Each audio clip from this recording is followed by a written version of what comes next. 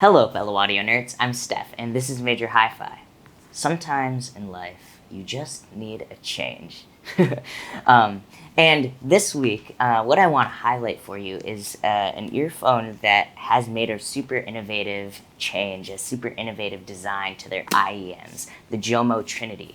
Now, I actually got a chance to listen to the Trinity when I was at CanJam New York City this past February. But of course, the listening conditions are not always ideal on the conference floor. So this week I got a chance to spend some more intimate time with the Trinity. So how did they sound when I got to listen to them in better conditions? Well, let's go back in time. I'll share with you my first impressions, and then I'll meet you right back here for my overall thoughts. All right, here we go.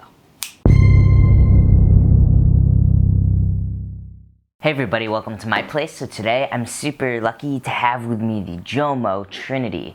So let's see what's inside the box here.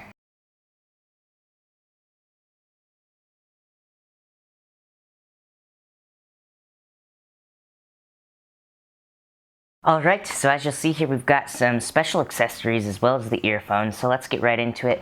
First things first, here's this nice big carrying case. You can fit all the accessories in here, and it's this really nice zipping case, you'll see, with this really good looking like black with red stitching. Just looks really, really nice. Next we've got this carrying case. It's smaller and it's kind of like just fits together like a puzzle piece kind of thing. Wow, I didn't notice that before, but this has this little Trinity kind of logo in there. It's made of an Italian leather, the outside here, same sort of red stitching. Just looks super nice. Next, you've got a bunch of ear tips here, and these ear tips have a couple different kinds. There's one set of just regular silicone, and then one set of 2 flange tips. So there are those. Next, we've got an airplane adapter, 1/4-inch adapter, a little shirt clip or whatever, you know, kind of like a buttoning clip, a cleaning tool. This is a leather kind of card holder, and inside there's this card that shows, you know, serial number and all of that kind of stuff. I guess you can probably access documentation with this, as well as warranty stuff. And then, of course, finally, the earphones themselves, and how gorgeous are those. Alright, so let's take a closer look at these IEMs. The color of these, the purple, is absolutely striking. You'll see it's this really bright, but just like, yeah, it looks like jewelry there. It's got this the gold Jomo logo on one, and then the Trinity symbol on the other. And like the feeling of these, they definitely have a sense of weight to them. They have a sense of durability and strength. And the shape of them is kind of interesting. Here, let me try and give you a better look here by disconnecting the cable. The look of them kind of has this, Jomo actually describes it as a semi customized IEM because of the shape of this. It really kind of like fits with the shape of the ear, and is designed specifically to do that. And then here, if I take off this ear tip, you'll notice this has a brass nozzle. One thing I was curious about is, you know, I'm definitely want to hear from folks that end up buying this and have it for a long period of time. Does this get tarnished at all? How does the brass hold up with time? But really, it's absolutely gorgeous, and a really nice look right next, next to the purple. But something also sort of interesting about this design is that when you put the ear tip on, you'll see that there's a huge space in the ear tip for that sound to kind of like come out as directed. So interesting to see if that affects the sound at all, or just kind of what effect it does have with these IEMs. But as you'll see, in addition, they're pretty large, so I am curious how they will fit in my ears as somebody that has kind of small ears. So I'm just connecting this cable again, and then I'll try them on. Okay, but yeah, first thing I noticed really about putting these in the ears is that they're super sound isolating, and I did find an extremely nice tight seal in my ears. I wonder how far it looks like they're kind of sticking out of my ears, but in terms of comfort and seal, it's good. They're not even touching my ear really at all. I mean, the way this nozzle, I guess like the shape of this, the way the nozzle kind of comes out from the IEM isn't touching my ears at all. It's really just the ear tip that's touching on the inside of the ear canal, and then this ear hook, which has a really nice tight kind of fit to it, and it helps really secure this in the ear and take some of the pressure off of that the ear canal and the ear tip. So yeah, really comfortable for me. Might be different for folks with smaller ears than mine or different shaped ears, but curious to hear from y'all if you've had a chance to try these. The cable is super nice. It's very manageable. It's a Litz cable. You'll see that there are, 2 conductors per side. And those conductors, it's a Litz cable. They're a silver coated copper, and there wasn't too much other information about the cable itself, but it feels super durable. It does connect to the earpieces here with a 2-pin connector, and then on this side you've got the L-shaped 3.5 millimeter connector here, and they feel durable. It feels strong, easy to manage. Can get a little bit like. You'll see that the shape of this is sort of has, it's not like a super straight line. It's kind of keeps a little bit of form there because I think of the way that the braiding is. But other than that, I think it's a really nice cable. Now, obviously, I'm super excited to listen to these because, yeah, I listened to them at Can Jam and couldn't get like a super great listen, but am very excited to do so. But before getting into the sound, I want to just quickly talk about the drivers, because that's the most innovative thing about these IEMs. So basically, it's a 7-driver system.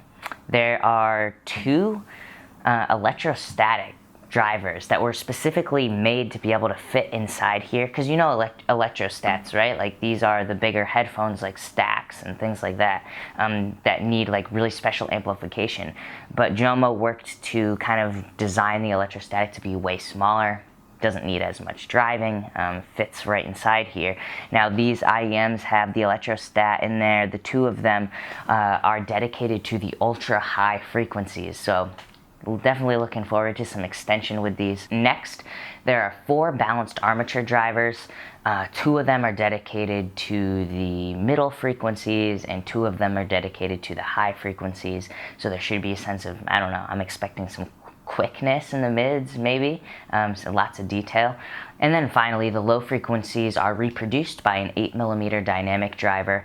Now, all of these drivers, there's a very special crossover system that they use called the cross-sync uniphase, which kind of is supposed to bring everything into phase with each other so that it helps the soundstage and it helps everything feel nice and balanced. So anyway, I'm super excited to give these a listen, so let's get into it.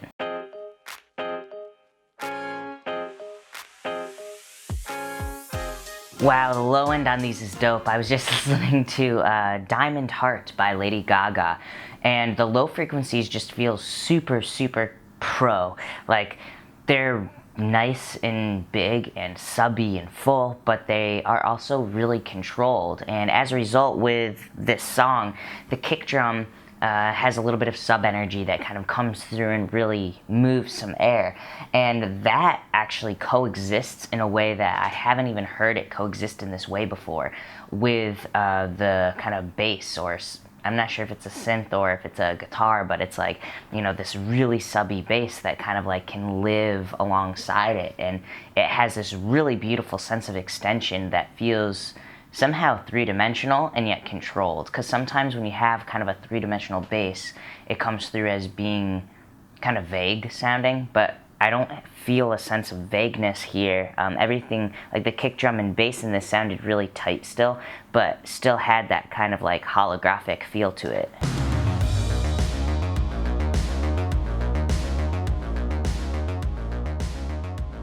Yeah, so I was just listening to the song No Dad by Taylor Hollingsworth, and in that song there's this really, really grungy, dirty, disgusting electric guitar, and it's sort of playing the same notes as a bass guitar that's sitting underneath it, and this handled that mid-range in a really powerful way because both the bass guitar and electric guitar sounded extremely harmonically complex and full, and the full character of that guitar came through, because although I could hear the crunch and the texture of it extremely well, it still felt powerful and big and wide and just energetic.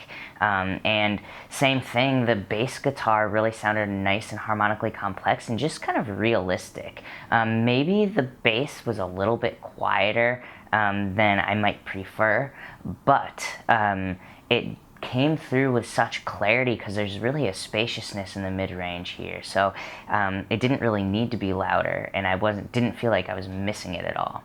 It did feel like there was a little bit of an emphasis somewhere in the high mids because just the way the vocals were sitting and the way that the kind of crunchiness of the electric guitar came through in sort of a specific kind of way. Definitely going to keep listening and be able to analyze that more as time goes on.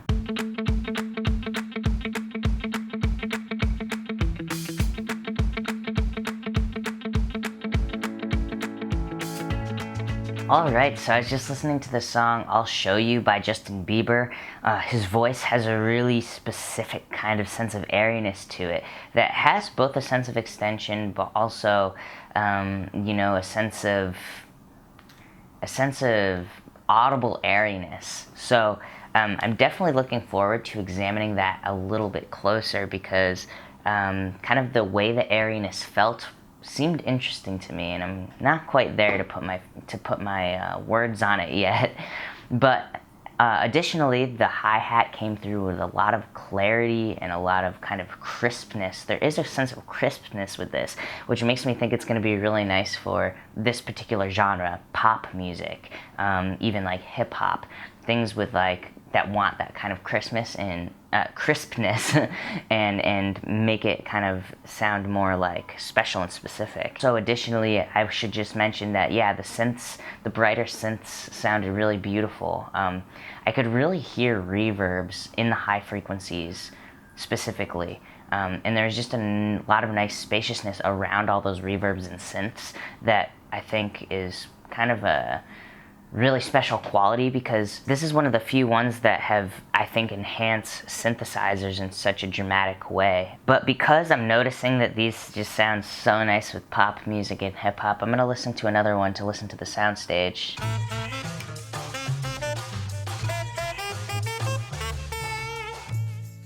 Wow. The Soundstage on these earphones is really, really beautiful. There's a sense of spaciousness with them, of course. I've sort of already described it, I think. But also there's really a nice sense of intimacy as well. I was just listening to the song If by La Femme, and one of the most beautiful things is when the synths go wide in the chorus, you really hear that width. And additionally, like the background vocals, it's extremely wide and it's super powerful when it comes through with these. There's just sort of a sense of quickness I'm getting from the mid-range, and I think that's why it's having such a dramatic effect on synthesizers, which tend to have a lot of movement. Additionally, the kind of intimacy of her vocal kind of mixed with the keys in the background is just like absolutely, there's just a lot of spaciousness there and a lot of contrast that makes it feel really three-dimensional in that sense. And then lastly, of course, just in general, because of the high frequency extension and the low frequency extension, there's a really good sense of height. The brightness of the vocals and the synthesizers in this song contrast drastically with the kind of lower energy of the subby synths and the kicks and everything. So anyway, I'm definitely looking forward to spending more time with these, and I will keep you updated and meet you back at the Major Hi-Fi office for my overall thoughts. All right, here we go. Overall, I really loved the low frequencies of the Jomo Trinity. They had a really wonderful sense of sub-energy and of extension. But this extension, sometimes with IEMs, I find that if the low end has a lot of extension, sometimes it loses focus. But these IEMs maintained a sense of focus and tightness, no vagueness at all in the low frequencies, and yet it still had this sort of three-dimensionality to its sound. And additionally, because of that tightness and still extension, I thought that it sounded really great in terms of its emotional impact and you could really hear the full sustain of things. There was a lot of spaciousness around the lows. Now, as a result, I thought they sounded amazing for hip-hop, for pop, for rock, for indie music, anything that likes a big, nice low end, but still requires that kind of tight detail to really make everything punch. As for the middle frequencies of the Jomo Trinity, they have a really nice and even low mid and middle mid-range response, and really across the entire mid-range there was a really nice sense of harmonic complexity and fullness and evenness. There was a little bit of a boost up around what sounded to me like 4K, with sort of a dip right after that, maybe around 5K.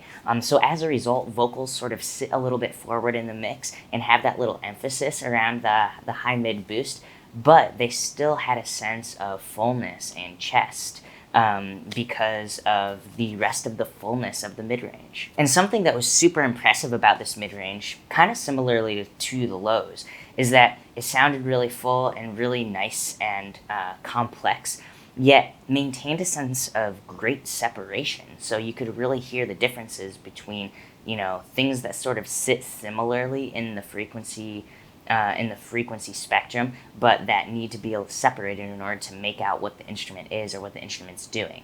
So I thought that these did a really great job of maintaining that separation while still feeling super full. And likewise, this is sort of a common trait across the entire frequency spectrum of the IEMs, but the Trinity had a really nice high frequency response because it felt really even, so you could really get the character of strings, the character of cymbals, percussion, lots of texture and detail. However, it still maintained sort of this really nice sense of separation that left space for reverbs, that left space for things to really have their full sustain. There was sort of a sense of brightness to these earphones, but it wasn't over the top. I did hear a bit of a boost up around what sounded to me like 12 kilohertz, and because of that, it sort of adds this, both the sense of audible airiness and just kind of a feeling of airiness overall. It was sort of an interesting sense of airiness, actually, because it did both the audible airiness that kind of adds that extra breath to vocals, but also sort of kind of gave a sense of lift to especially instruments that were sitting in the high frequency range. So as you might guess, based on the way I've described the spaciousness across the entire frequency range, the Soundstage for me was really, really well done with these IEMs. There was lots of nuance to all three dimensions.